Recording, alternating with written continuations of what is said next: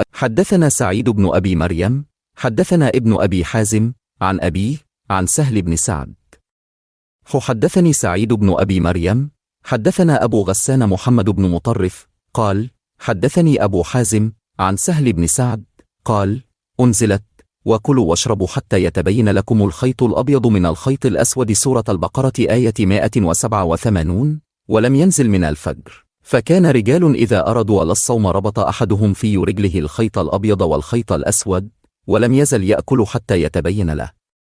رؤيتهما، فأنزل الله بعد من الفجر فعلموا أنه إنما يعني الليل والنهار.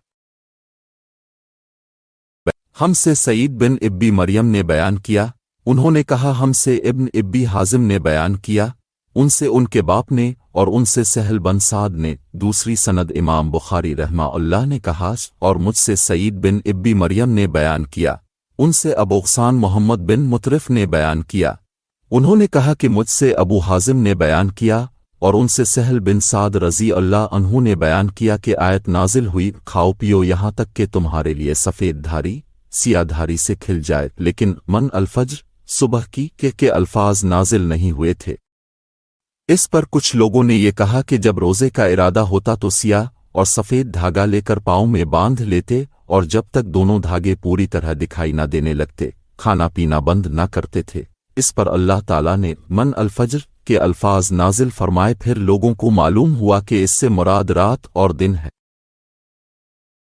Narrated Sahl bin Saud, when the following verses were revealed, eat and drink until the white thread appears to you, distinct from the black thread. And if dawn was not revealed,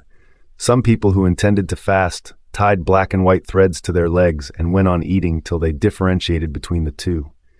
Allah then revealed the words of dawn, and it became clear that meant night and day,